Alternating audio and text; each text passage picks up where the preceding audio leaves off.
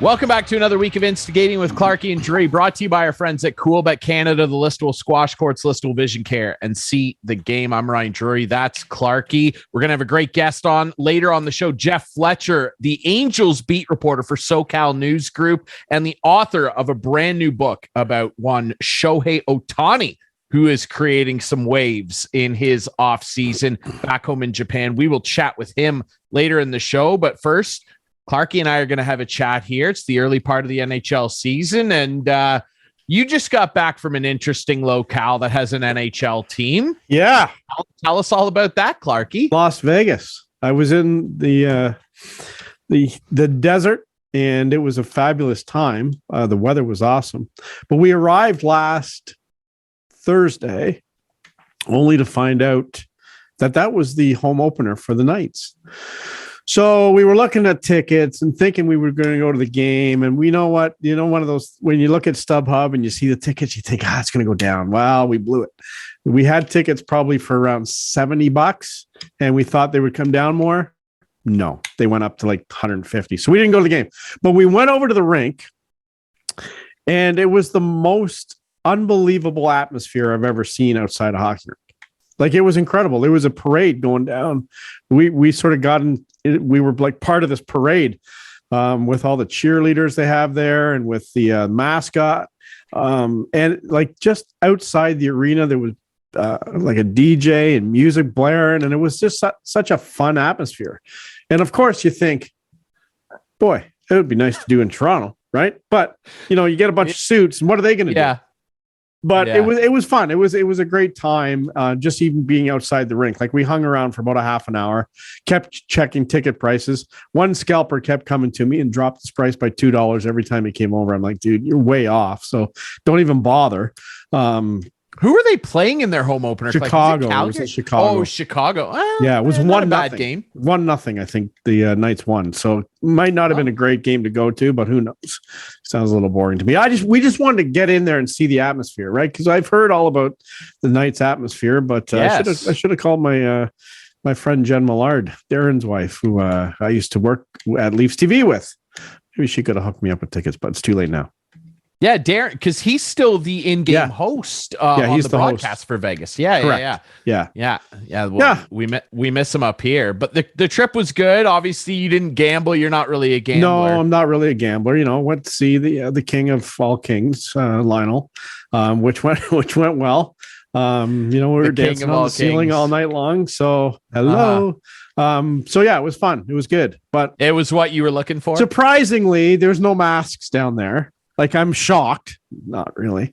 And we went to Fremont Street on Saturday night, and Jelly Roll was doing a free concert. Do you know Jelly Roll? I have no idea. Just Google that.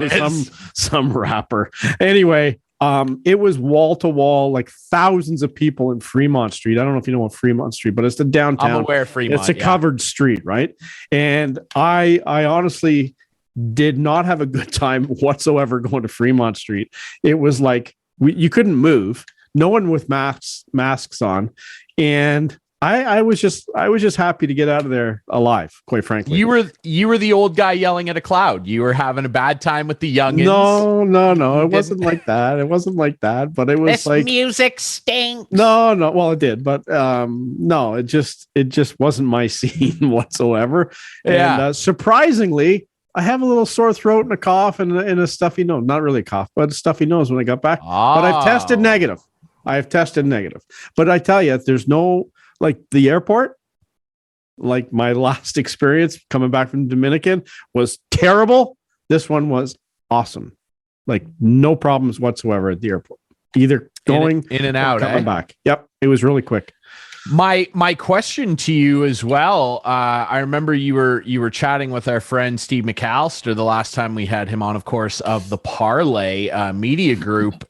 Did you end up shuffling over to Los Angeles at all? Were you? No, we didn't. We decided you didn't go to Cali. No, we went to the Grand Canyon instead, and that was quite the experience. It was it's a spectacular place, and it's the third time I've been. I've been at the West Rim twice now, South Rim once, but it's just breathtaking, and it was a great time going over there. And we just decided that we were not going to go to LA. So I've never seen it. I got to go. But since you were just there, I have to ask you, way down at the bottom of the Grand Canyon, did you see Matt Murray down there or a Maple Leaf logo? Because why? The way that it's starting to sound, I mean, the social media of Leafs Nation over the weekend, and look, Clarky, like, let's just dig into this. We know what Leafs Nation's like, and honestly, I really want to get our friend Steve Dangle back on the show soon, because 4 games in, he's already having to post meltdown videos. Come on. In his 16th season, I believe this is 17th season of LFR.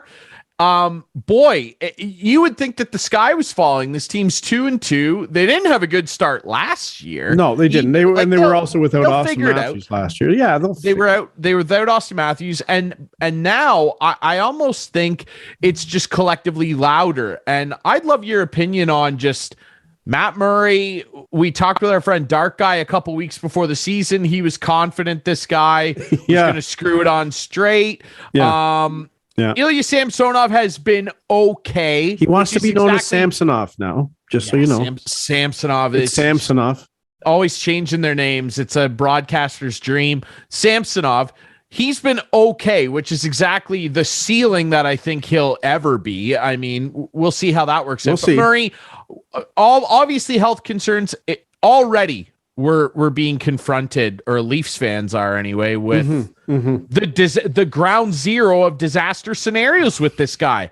Like, what is your reaction? How are you feeling? Well, first of all, let me just say I haven't seen a game because I've been out of town. And last Wednesday, I graciously said I would go to a Michael Bublé concert, and I didn't know at the time that it was the Leafs season opener in Montreal, which they lost. But I haven't seen a game. So how is Bublé? Because quick side note here, this is news for me. How is Bublé?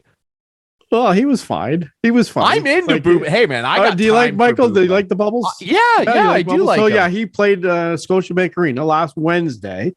And a month earlier, I was asked if I wanted to go to the concert because we were leaving for Vegas on Thursday.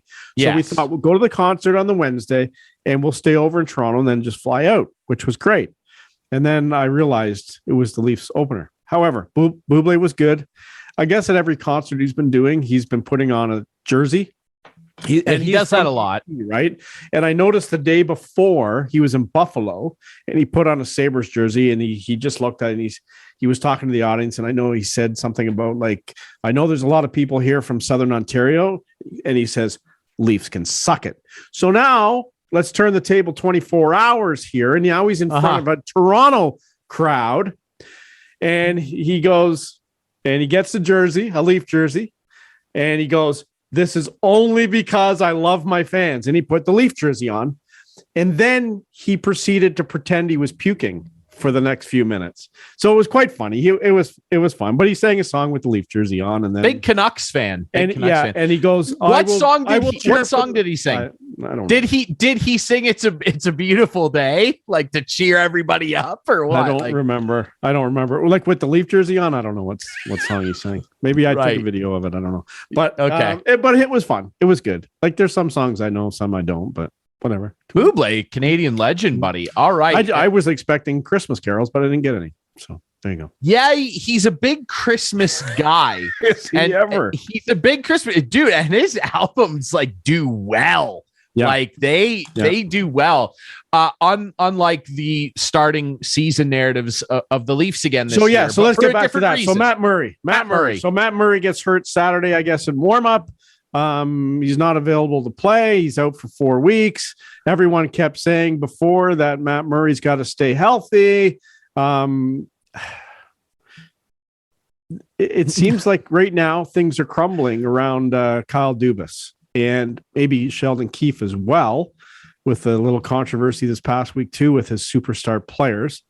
You can explain that one, but like it just everyone said it, and Kyle Dubas is like, no, he's our guy. He's our guy. And then after game one, he gets hurt.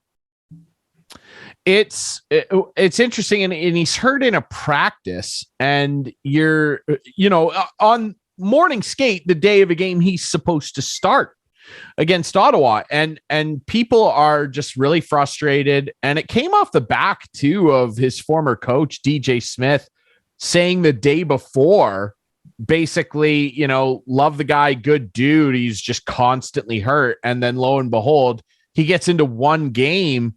I mean, if you were taking the under, which I'm sure a lot of people were hammering the under on how long it was going to be before Matt was hurt. Geez, I don't think anybody maybe had it at a game. But you're right. This is a disaster for Kyle Dubas in a contract year. And, I think that we've talked at length with people, our friend Dark Guy, Steve Dangle, lots of people around the sport about Dubas and the work he's done. Some of it is bad luck. Like I'll chalk it up to bad luck. I'm not willing to do it with Murray because of everything we've known about him over the last couple of years and that salary. Now, but here, what I'll say is this Jake Muzzin thing is really unfortunate, and everyone was happy when they brought him in. And now it's getting near a point where this guy might not play again. Like, I don't want to write someone's career off, but this is a lot of injuries, and it's another neck injury. Now Murray's out. You got to lean on Samsonov and Shalgren. Here's what I don't understand either. Like, Samsonov plays against Ottawa, if I'm not mistaken, and they win Saturday night. Yeah. Why is Shalgren in net on Monday? They don't play until Thursday. I don't know. I don't understand. Such a good question. Like, I know it's Arizona, who hasn't lost in Toronto since 2002. Like, the Leafs have not beat this team. The Leafs cannot beat this team. Now, I don't Arizona State Coyotes. I hear a lot of people saying this Leaf team's like they're not going to go anywhere when they lose to a team like Arizona. And then you look, every team has those games. The Colorado Avalanche last year lost twice to the Arizona Coyotes. Yes, it happens. It happens, right? It happens. That logic's broken to me, but this leads into my next question for you, because our friend Steve Dangle, on his reaction video to that loss, in which, and I watched the game, and the Leafs were horrible. Like, sure they were a joke. Like, the effort level was atrocious. Yeah. All of it. And we can get it if you want to, we can get into the controversial calls, but that aside, they didn't deserve to win that game. And so what I'd say again is, if you're going to bring up refereeing in a game like that, I mean, you're biting your nose to spite your face, in my opinion. Now, that said, they lose to Arizona, and it's bad logic to go 4 games in, we lose to this team. Oh, there's no way they're winning the Stanley Cup now, or winning a playoff round or whatever. That's silly. Yeah. However, for people that are overreacting in a sense, or at least expressing loud concern, I'll call it, I'm completely fine with it based on what we've seen. And there are people that are going, oh, you can't be overreacting with this team and whatever. And Steve Dangle's point in his video was, don't shame Leaf fans for being upset with what the Leafs do. It's the Leafs. They find a way to do this in one way or another through different points of the season, especially in the spring, all the time. That was kind of his point. Like, don't crap on Leaf fans for being upset that they lost to Arizona, who legitimately, hey, there are a couple good players on that team that I wouldn't mind on my team's roster. Sure. That on paper, which we know that phrase doesn't mean much in the grand scheme of things. On paper, atrocious roster, like a roster that no one would ever want to put together to try and win. His whole point was, let people be upset. Let people freak out. Nick Ritchie. I saw a ton of people tweeting that they cashed in. Leaf fans, this is the spot that a lot of Leaf fans are in, especially Leaf fans that like to gamble some change on sports. And you should do that with our friends at CoolBet. And our friend Jake Bolenmoss, oh my God, I don't know if you saw his Twitter video after the game, but you gotta look it up. This poor guy. So many Leaf fans were betting on Nick Ritchie to score the first goal. And it was cashing like, I think it was like plus 2,300. Some books had it at, and people were cashing hundreds on like $10 bets. That's the kind of mind space these people are in. Yeah.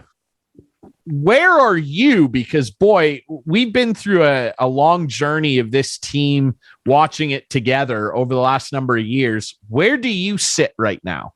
You see them lose to Arizona and you think what?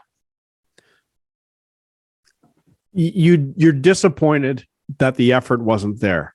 Again, I didn't see the entire game, Ryan, because I was away. I did see the highlights. I saw Justin Hall totally give the puck away in his own end that led directly to a goal. I think they were shorthanded, and he had the puck in the corner, and he tries to flip it, and it's like right to the Coyote player, and boom, back of the net. Halsey's having a tough start. Well, you know what? Everyone start. can see it a mile away. This guy just should not be in the NHL. And I don't know what they can do, but Dubas has got it. He can't sit idle this year, in my mind. Like his future's on the line. He cannot sit idle. Willie's off to a nice start. But what I think when I see that is, okay, it's a one-off. They better get better. I try to keep an even keel throughout the season, right? I try not to get too low until playoff time, or too high when they beat the Colorado Avalanche 8-3, which they did last year. You got to try to just stay even. Yeah, the season for our producer, but he got the yes, he did. He got a big last laugh, a big last laugh. So I try to keep an even keel, but there's a lot of things that are worrying me. Goaltending was worrying me before the season, of course, during the preseason, and as I mentioned during the preseason, this team plays weak ass teams in the preseason. Ottawa twice, Montreal twice, Detroit twice, Buffalo, whoever. They don't have any competition in the preseason. So you watch the preseason games and you go, oh my God, Matt Murray looks great. He's going to be the guy. Now, poor Jack Campbell, he has had a little rough start in Edmonton. He got pulled after 10 minutes in Saturday night against Calgary. That whole team has, yeah. Yeah, so it happens. You just got to get out of it. And do I think they can do it? Yeah, I still do, but they have to make some changes and they have to get better. And I don't know. And I don't understand this. Sheldon Keefe having to go back and, it sounds like he had to apologize to his superstars and all this crap. I don't know. Obviously, we're not in the room. We can't say for sure, but this whole story blew up after the Arizona game, and Sheldon basically said, and the quote is out there, well publicized. He essentially said, "Look, the big difference between us and Arizona is that we have elite players." Yeah, and taking that statement alone, and our elite players didn't make a difference tonight they can. That was what he said, verbatim. And I don't have no problem with that. No problem at all. I don't either. Because it's true. I guess maybe I was somewhat surprised that he was willing to put it that bluntly, particularly after a loss to said team lacking elite players.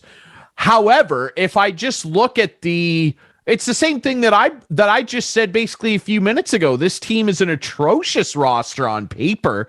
Some good pieces there. Jake Chychrun will be gone at some point this year. My money's he ends up in Edmonton.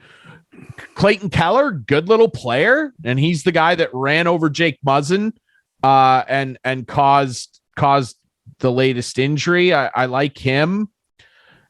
I mean, I'm struggling to think. I think that goalie's pretty okay. Vejmelka, there's no doubt in my mind they're tanking. This is a major tank going to happen this year. They want to get. They've been tanking for 10. But they want to get the first pick this year more than any year. Yeah. Well, yeah, a lot of teams do. Teams do. Exactly. It's one of those things, right? But just taking the quote at face value, regardless of the situation it was offered to us in, I completely agree. And I think most people do. I think everybody was like me, just kind of shocked, like, wow, he really went there. Like, you know, and some people found it disrespectful. I didn't, because Arizona and the way they run their organization's disrespectful the entire sport, in my opinion. So who cares if they're disrespected at this point? I don't. They're playing in front of 3,500 people or whatever. Who cares? But then we get this narrative the following day where they're talking to Mitch Marner, the media, and he goes, oh, yeah, Sheldon clarified with me what he meant to say and how it ended up coming out, and I'll just leave it at that. And so then people kind of took that and went, oh, so what? Sheldon had to walk his comments back and coddle these guys. Like, what's your opinion of all this? Like, I don't necessarily know that was the case. And again, we're not in the room, but people in the media are pushing this narrative now that, oh, they can't even criticize these guys. They're soft and whatever. It's like, I don't know, man. I saw this for a decade in Washington. I didn't think it was anything crazier than what, list them off, Bruce Boudreau said, Adam Oates said, Dale Hunter said, Barry Trotz said to the Ovechkin Capitals. Many similar comments over the years. I don't know. How did you feel about it? I just feel if they have a problem with what he said, this team is in trouble. Because they're too fragile. I don't disagree with that. Because if they actually have if they actually had a problem with what he said. Yeah. Like, are you kidding me? Like, yeah, that was the truth. Like, to bang on quote. Worry me that there does seem to be some friction in there. And I don't know, like, when I watch the Mitch Marner's place a lot of times, and you know how I feel about this guy, Mr. Fancy Pants, as I like to call him, he's an unbelievable player. Mm-hmm. But you and I both know, and we were both told from someone very in a nice level in the National Hockey League that he doesn't think this team can win with Mitch Marner. And if Mitch was the guy crying about it, you know, when you get down in games, and then we saw it with this young Blue Jay team this year. This Blue Jay team, who blew an 8-1 lead, were crumbling mentally on the bench.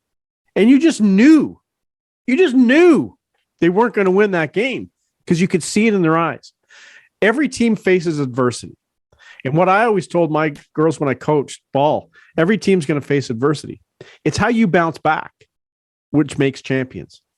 And if you can't bounce back, if you can't say, okay, it was 8-1, now it's 8-5. We're still in this. Now we got another run. Okay, let's just shut the door.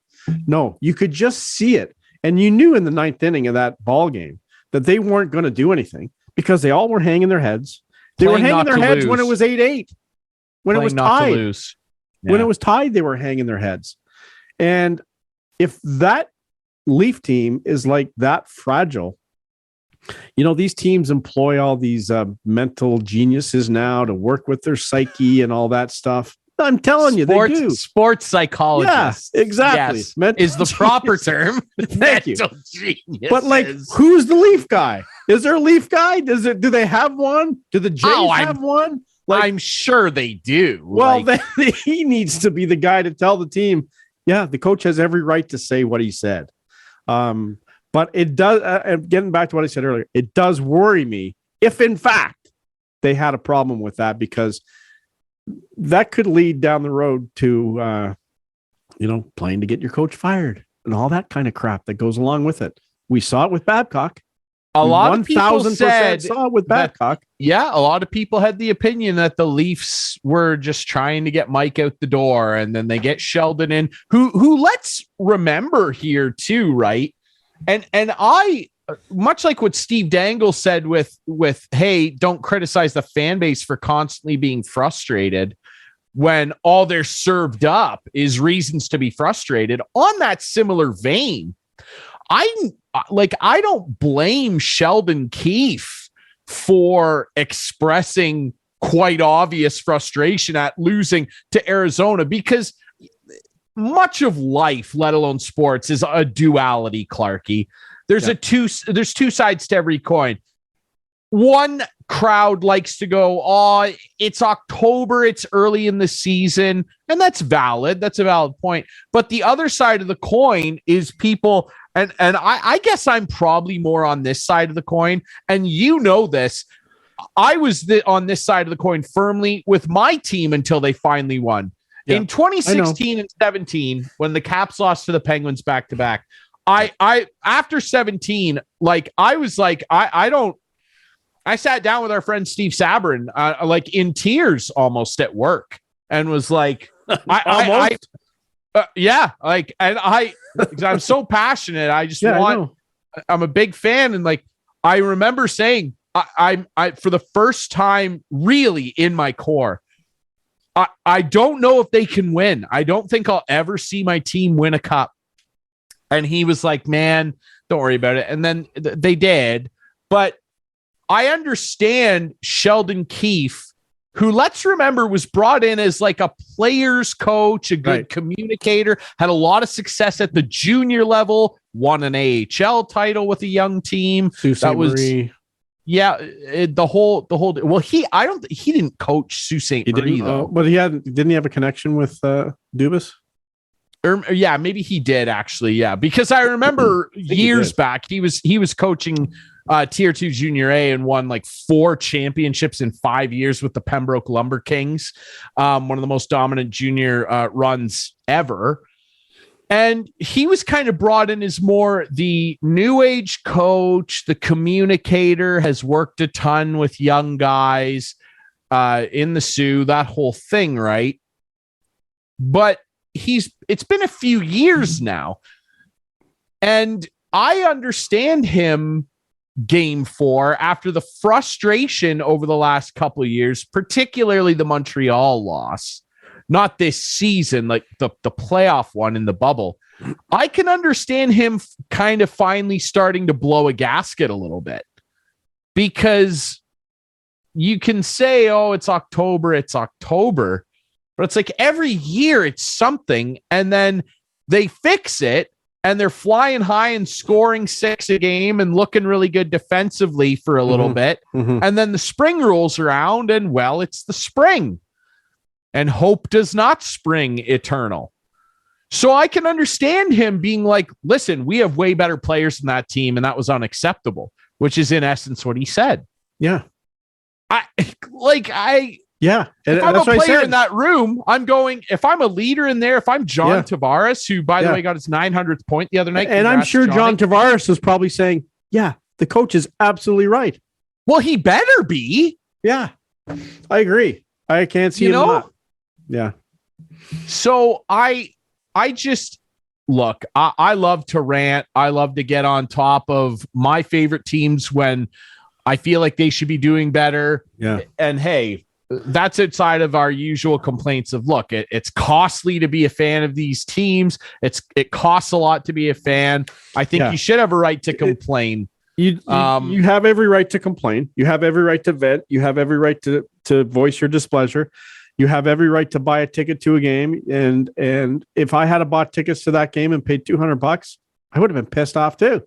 $200, but well, what, no, are you hanging from the rafters? Actually, tickets were like $85 a couple hours before game time. There were still tickets available. So cool. That's a message too, right? Yeah, I guess. I'm not super convinced. So what do you think about do you have a problem? And we need to get a media guy on. And there's a guy, Adam something or other. I'll figure out his name. Seaborn, I think. Adam Seaborn. And I'm really curious at what Sportsnet is doing this year with covering up the rink boards and putting their own, what do they call it? This digital ad nonsense. Digital ads, right? So all the rink boards that you would see in person at the rink, which these companies are paying millions of dollars for because they're going to be on TV, now all of a sudden aren't on TV. Because Sportsnet's covering them up with their own ads. And I might say too, I find it hilarious. Sorry, I nearly slept there. I find it hilarious that half the boards for half the game had Rogers on it. So they're not even selling them. They're just putting up their own freaking company. Like, it blows my mind how this company can't sell that. But I would love to get, like, I would love to find out from teams themselves. I don't think we'll find that out. But even, I can't think of his name, from The Athletic, who we have on. Sean Fitzgerald. Like he might have some insight on that too. But I'd love to dig into that one day on the show. I think that'd be great. And I guess TNT is doing it as well. And we should do that next week. Yeah. Cause this digital board thing, my understanding is there's an agreement where for some portions of the game, the in-arena boards are displayed. And then for a good chunk of the game, depending on the agreements with said advertisers, you see the digital ones, which like, of course, typical NHL, the very first couple days, they're glitching and reflecting all wonky on the ice. And it's distracting. Like, of course, you know. Of course it's distracting. They don't care. It's the NHL. It's just like, give me more money. You got to buy 85 streaming services to watch games. This game's blacked out. That game's blacked out. It's a friggin' disaster. I'm so sick of it. It is. I had like some of the time I sit and like was talking about this with a friend the other day, and they were like, hey, did you see this game? And I'm like, well, no, it was blacked out on whatever I pay for. And they're like, oh, well, you know, you got to get this and you got to get that. And it's just like, it almost gets to a point where I'm not even going to games live. And I'm like, I feel like my pocket's getting a little light here. Like, it almost makes me not want to watch. Like, it's such a bummer. Like, I don't know. It's goofy for sure. I don't know what to say about that, but they gotta constantly, they're always announcing these new partnerships and new ideas. I know. We're doing this, and yet everything keeps getting more expensive. It's just like you're bringing in all this extra revenue and stuff that you're telling us about, and you can't like raise the salary cap, which apparently they say is going to go up next lower year. Ticket prices. Yeah, that's never going to happen. No, I know it's not. Hey, it's a joke though. Couple of things before we wrap up this segment. While I was in Vegas, and even though what happens in Vegas stays in Vegas, I can share this story. Okay. I had a tour of my first ever stepping in to an NFL stadium. I went to Allegiant Stadium, and I had a tour, paid for a tour, and wow, what a stadium! It is unbelievable. Not only like the bowl itself, we got right on the field. In the locker room, the Raiderettes have a dressing room that you would die for. Like it's incredible. The Raiderettes dressing room. But we were in the owner's box, all like marble floor, and we weren't allowed to sit down anywhere. And the only white seats was Mark Davis's wig in there? He was not there. His wig wasn't laying around. His wig wasn't there. Nothing was there. But we saw where he sits, and apparently his mom sits at the total opposite end of where he sits. But it was a very cool experience getting right down on the field. I wish I had a football. I wanted to throw a football around, which I thought they should have let us throw a football around. But what a shame that, you know, a majority of the time there aren't Raiders fans in there. Because they moved them from where. Don't get me started on that. That's to me the worst franchise when it comes to holding cities and fans hostages. Like, how many times have they moved? A lot. Four times? Way too LA, many. Oakland. But I tell you, this stadium is like the it looks amazing. Like on TV, is amazing. The stadium looks incredible. It's like it's not for. I actually kind of feel bad for the Raiders. Yeah, as a team, like their home games, depending on who they're playing, are like they played the Broncos a couple weeks ago, and like the stadium was orange, and you're like, orange? What do you mean? The Broncos, just Broncos fans. Oh yeah, like and it's like this is a home game. Yeah. And you can say the same thing really about the LA Chargers and everything. It's just like, I know no one's here to watch the LA Chargers. The amazing part of the whole stadium in my mind is the real grass, which they wheel in and out. So when they're not playing, they wheel it outside to grow. And it's on a 4-foot platform. And when they wheel it out, they put artificial grass down. That's interesting. Yeah. Wow. And then they let it grow outside. They water it outside. And then the day before the game, they wheel it in, and it's on tracks. They have to take all the artificial turf up, and it's on tracks, and it wheels in. I asked the tour guide, I said, why do they put this artificial turf down if nothing is played on it? But the UNLV Running Rebels play there, the football team. They play there. And they put it down for tours so that people who are having the tours can get the stadium looking the way it is. So they put it down. But yeah, it's really interesting that they wheel this real grass outside. It's on a 4-foot platform. So when we were there on the field, it was actually 4 feet below what it usually is for a game. And it's just on a huge, 100 yards by whatever. And they wheel it in and out. Kind of cool. That's interesting. Yeah. Well, I wonder if they can wheel in and out some fans from Oakland to actually make it look like a Raiders game. I shudder to think of what like John Madden must be thinking, rolling his grave, looking at this. Like the black hole is gone. Like it really is a shame. Boy, it's tough to be a sports fan, isn't it? Yeah. All right, we'll take a quick break. Hold on. Before we go, yes. Can I just add one thing? And I just want to give a congratulations to my daughter and her husband, Ryan, my son-in-law. Yes. I'm a grandpa again. Grandpa times two. So I went away for the week, and I asked Jen, I said, can you please wait until I get back? So as I was getting on the plane on, what's today? Thursday, Tuesday, I got the note saying, we're gone to the hospital. And I'm like, okay. So on the plane, I get the social media chat thing for $2.99 on the plane. So I'm keeping in contact with her. We landed at 8:20, 8:30. Carter, Dwayne, Christopher was born. Beautiful. So, congrats, sir. Everyone's good. And yeah, it's neat. So congrats to Ryan and Jenna. Absolutely. And of course, congrats, big guys. brother Riker. Can't forget big brother Riker. Yeah, he's very sweet to Carter so far. So I haven't seen him yet. Excited. I might get over there tonight. Yeah, you might have to. Well, then let's get you out of here quick. But before we do that, we're going to take a quick break. And when we come back, we are going to chat with Angels beat writer and author of a brand new Shohei Ohtani book, Jeff Fletcher. That's on the other side of the break here on Instigating.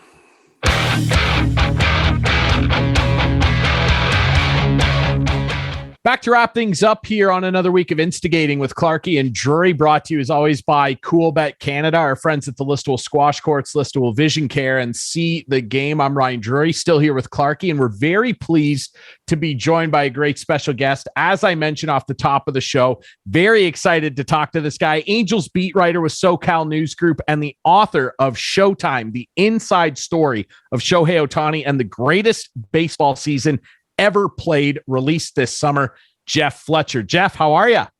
I'm doing pretty good. How are you guys? We're doing very well, my friend. Obviously, covering the Angels must be almost like living in the Twilight Zone because they seem to be just perpetually trying to win and improve, yet the last couple seasons, they've enjoyed having two of the greatest, most generational talents in baseball history. What is it like being around this franchise right now that just seems to be in a constant flux of turmoil? Well, I have a kind of a hockey analogy for you guys. The Edmonton Oilers, I'm sure, are kind of hockey's version of the Angels because they've got this phenomenal, amazing player, and they just never can really get it done in the playoffs. And, obviously the NHL playoffs let a few more teams in, so the Angels don't even get into the playoffs in baseball. But that's what it's like. It's very frustrating for all their fans, and I think even frustrating for baseball in general, people that aren't Angels fans, because they want to see Mike Trout and Shohei Ohtani in the playoffs, and the Angels just have not been able to put the supporting cast around them to get it done.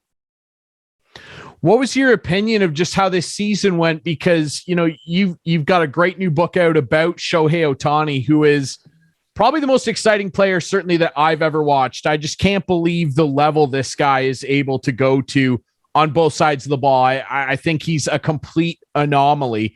What was it like covering the team this year? Because he kind of made some waves recently where an interview was transcribed of his back home in Japan, where he basically said, I had a negative impression of how this season went. And he expressed that he wasn't very happy. Like, what was it like? What was the mood like around the team this year?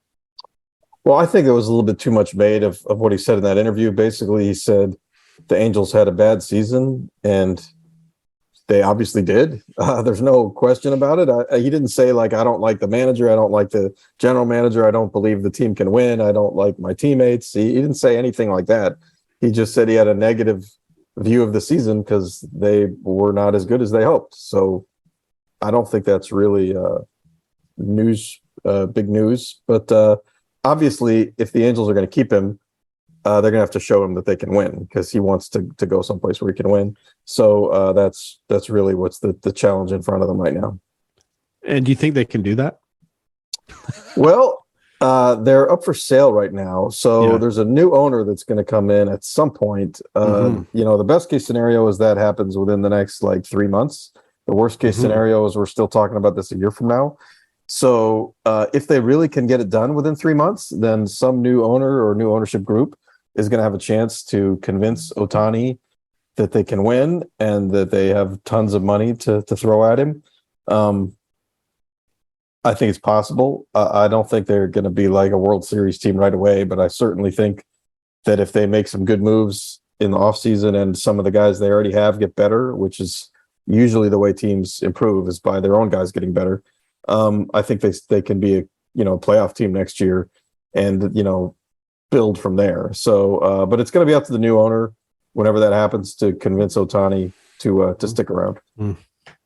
What's your impression of the management group there? Because they have come under a lot of fire the last couple of years, and I feel like it got a lot louder this year with the season that Ohtani had off last year's unbelievable season.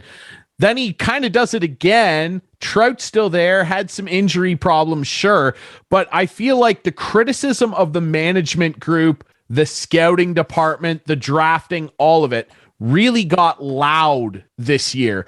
What is your impression of how this team is being run from a baseball standpoint?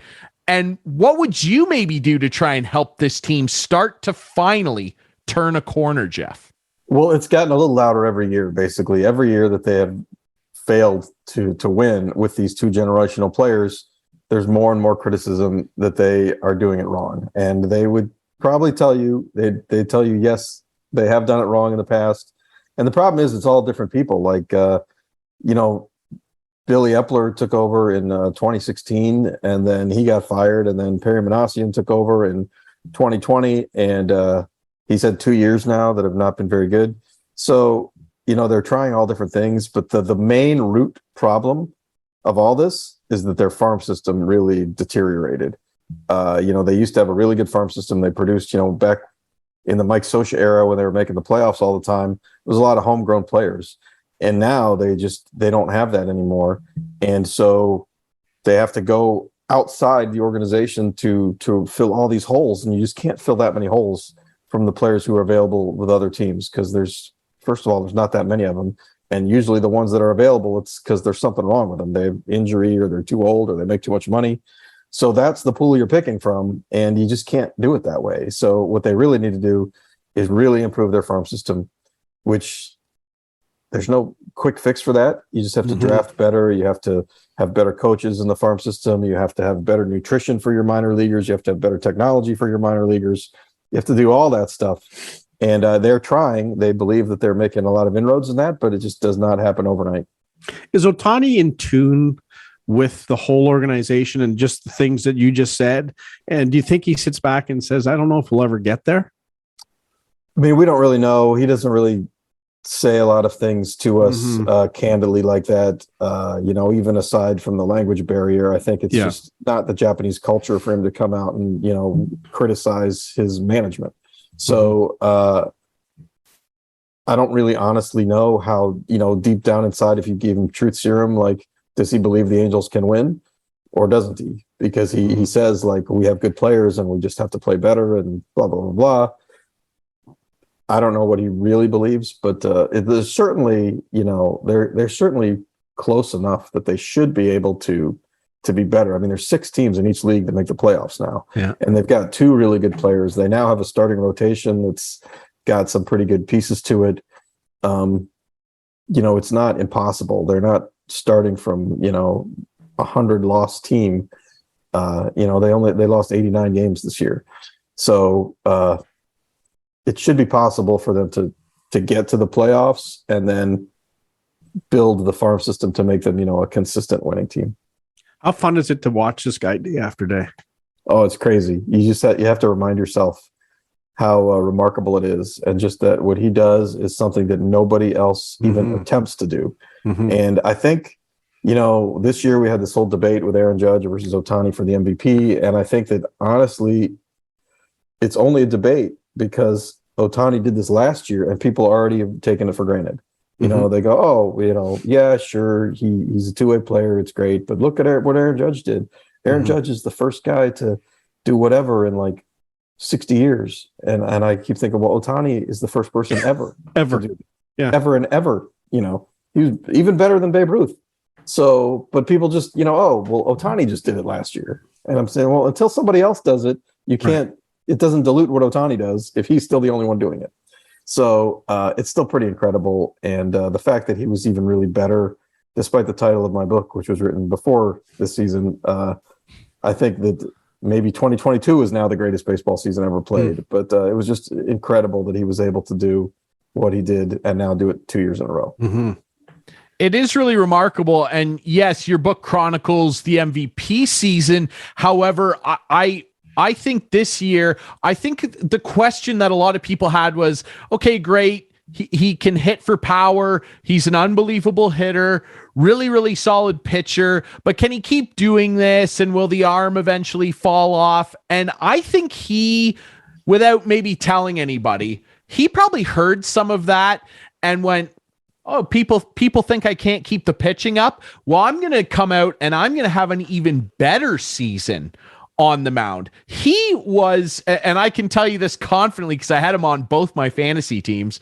He was absolutely sickening this year on the mound. It was ridiculous what he was doing. And I wonder how much you've been able to kind of interact with him and his interpreter, obviously, and talk about his philosophy around pitching, because hitting is hitting. There are good hitters, there are bad hitters. There's many different approaches, but the science of pitching has always been, my main draw to the sport. And I'm always interested to hear guys talk about how they develop pitches, their approaches in different situations. How much have you been able to engage with him at all about the way he looks at pitching? Well, I mean, one clear example of that is he never really threw a sinker, two-seam fastball at all until he threw one in a game in July, and then he kind of fooled around with it a little bit. And then by August, it was this new dominant pitch that he had. So he has a 100-mile-an-hour sinker now to go with a 100-mile-an-hour four-seamer, to go with a slider that he improved a lot. These are like all brand new things that he's got. The cutter that he started throwing last year on May, that was a brand new thing. So like when he came to the United States, he was a guy who threw a really hard fastball, which he didn't have great control over, and he threw a really devastating splitter. And that was pretty much it. And between then and now, he's just become this machine with like these 6 pitches that are all dominant all over the place. And he's learned to really dial down the velocity when he doesn't need it, which has helped his preserve his energy. Obviously, he's got to preserve his energy because he's hitting too, and keep him on the mound and keep him in games deeper. He used to have the problem where he was at 100 pitches in 5 innings, and now all of a sudden he's getting through 7 innings on 90 pitches a lot of times, and he's just gotten so much better as a pitcher, even from the start of 2021 to the end of 2022. That's one of the most impressive things about him. There seems to be a lot of writers here in Toronto anyway that cover the Blue Jays talking about potential trades and seeing if the Jays could ever get Ohtani. And I'm sure it happens in every major league city. But what is it like there with the Angels and your local writers? Is there a lot of chatter about possibly trading this guy? I mean, there's a lot of discussion even among Angels fans who think they should trade him because, fans of all teams are kind of cynical and skeptical, and a lot of them, they don't believe the Angels can turn it around within the next baseball season, and that at the end of 23, Ohtani's just going to walk away. So some of them think they should just trade him. But I think also some of them feel like some team is going to give them 6 prospects for him. And, there's only 1 year left on his contract. You're not going to get 6 prospects for him. You look at like with Mookie Betts when the Red Sox traded him to the Dodgers, what they got, because it was 1 year left. It's good talent, but it's not like you're going to restart your franchise with a whole new team of young players. So I think that's kind of the dilemma. And also, as long as the team's for sale, I don't think the current management is going to be able to trade him or sign him to an extension. I think it's just going to be status quo. Let's get a new owner in here, see what he or she wants to do, and go from there. Yeah, it's a tricky time, eh? Well, it really is. And I mean, of course, Clarky, us being up here in Canada, I'm seeing just the Twitter insanity take over where I'm seeing these trade proposals getting written out. I'm just like, oh yeah, for sure. The Angels will just give the Jays Ohtani for Gurriel, some catcher, and like a 3rd rated, pitching prospect. Like, oh yeah, for sure. Like, let's sign the deal. It's interesting though, like how much, because when Ohtani came over, the common narrative was that he wanted to play obviously on the West Coast. It'd be easier for people in Japan to watch his games. How much do you feel that he has settled into the Los Angeles community and the Angels organization? Like, how comfortable is he there? Because that's a factor for a lot of people, including Mike Trout, who's not from California. He's from New Jersey, and he has said repeatedly when trade rumors swirled around him, I'm not going anywhere. I want to be here. What is your sense with Ohtani on a personal level in terms of his comfort level with where he's at? I mean, he's definitely comfortable. He likes the people. He likes the environment he's in. He gets treated very well. Basically, the team does whatever he wants at this point, because after, the team running the show didn't work for the first few years. So in 2021, they basically handed it over to him and said, you tell us how you think you should be used, and we're going to do that. And that's what they do. And that extends to, he's not going to do interviews with the media on all these days. And he's basically got like the perfect life for a baseball player here. But he still wants to win. So I think if you give him the choice and said, okay, you have the exact same chance of winning with the Angels or with the Mets, he would want to stay with the Angels. But at the moment that's not the situation, because right now the Angels are not very good. So I think that, if the Angels can just convince him a little more or show some more things to prove that they can be good, which they should be able to, then I think he would want to stay. But if he's not convinced, then I think he wants to go and win. I think, the thing that fascinates me so much about him, again, is just like how he's evolved so much as a pitcher, because it's easy to quantify and look at a guy when he swings the bat and get a good sense of what he's going to become, or at least consistently maintain as a hitter. Whereas pitchers, especially the way pitchers are handled now in the era of the computer and the pitch counts and everything like that, it's a little bit different. And I like that you brought up that sinker story. I mean, there was the story kind of floating around that he saw Clay Holmes, I believe it was, pump 101 mile an hour sinker past him when they were playing the Yankees. He liked the way the pitch looked. He struck Ohtani out looking, and Ohtani, there was a clip that John Boy tweeted out where Ohtani looked at the pitch and went, wow. And then all of a sudden he's throwing this killer sinker. I'm also an Oakland Athletics fan. God bless me. I saw him buckle Ramon Laureano this year. He's a pretty good hitter. He buckled him with a curveball out of nowhere. That was obscene. It's incredible watching all the pitching ninja clips and all that. The guy is just so fun for baseball, and I really hope that he can be a playoff winner alongside Mike Trout, of course. Let's talk a bit about your book, though, Showtime, and just tell us a little bit about what inspired you, first of all, to write the book, and maybe some funny anecdotes or some things that was, maybe revealed to you about Shohei and his life that people maybe aren't familiar with. Well, I mean, I think the book basically just came to me literally when Shohei Ohtani picked the Angels, and I was already here covering the Angels, and Ohtani shows up and he's doing this historic stuff. And as he was doing it, it was pretty apparent somebody should write a book about this, because this is like a season that literally nobody alive has seen.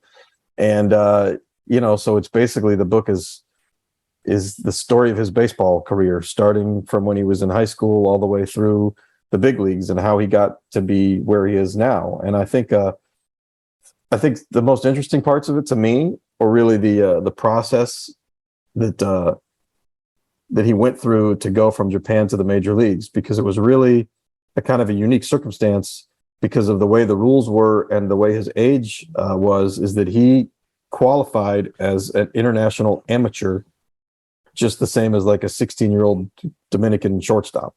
And so teams, all have like a hard cap on the money they can spend on those amateur players. So basically every team in baseball could afford him, is the point to that, which is different from most times when like Matsuzaka came over or that kind of thing. They were basically big free agents, and like the big teams like the Red Sox would get them. But this guy's like this phenomenal talent, and every team in baseball could afford him. So basically every team in baseball tried to recruit him.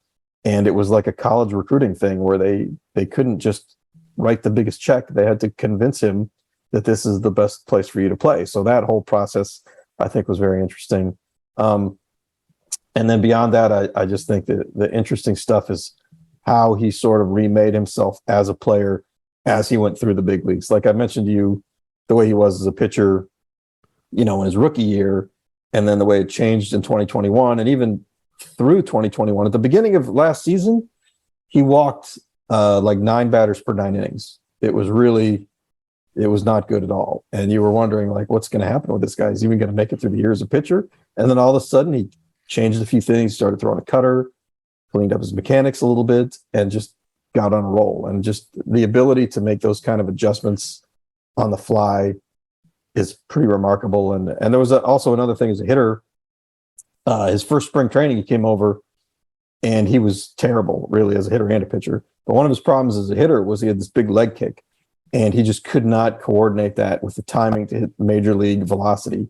So basically, about 2 days before opening day, the hitting coach says, I don't think you need the leg kick. And he just stopped on a dime doing the leg kick. And then all of a sudden he was a good hitter. And I talked to some other hitters that say, like, if I move my hands a quarter of an inch, it takes me like 3 weeks to get used to it. And he changed this like major part of his swing just like in one day. And all of a sudden it was like, oh, this is cool, I can do this. And boom, there he went. So all this stuff just goes to show what like a phenomenal athlete he is. The other thing I find amazing is he obviously single-handedly, we have the new Ohtani rule in Major League Baseball, where when he's pitching, if he gets pulled out, he can still be the DH. That seemed to come out of nowhere to me. Was that in the works for a while? Were they, canvassing Major League Baseball to make that rule change? I was really surprised they did that because, obviously the Angels would have loved it because it helps them. Yeah. But I was thinking, why is Major League Baseball going to make a rule that basically only helps one team? Yeah. That nobody else can get any benefit from. But they did it simply because to Major League Baseball, the more Ohtani is better for baseball in general. Mm-hmm. So, to take that to its next extension, maybe the next rule they're going to make is the Angels get in the playoffs. Maybe that's what they have to do. That's what they're going to have to do next. But basically that was a rule that they made only to increase Ohtani's visibility. And, it was a surprise to me that they did it, but I think that shows, the power he's got.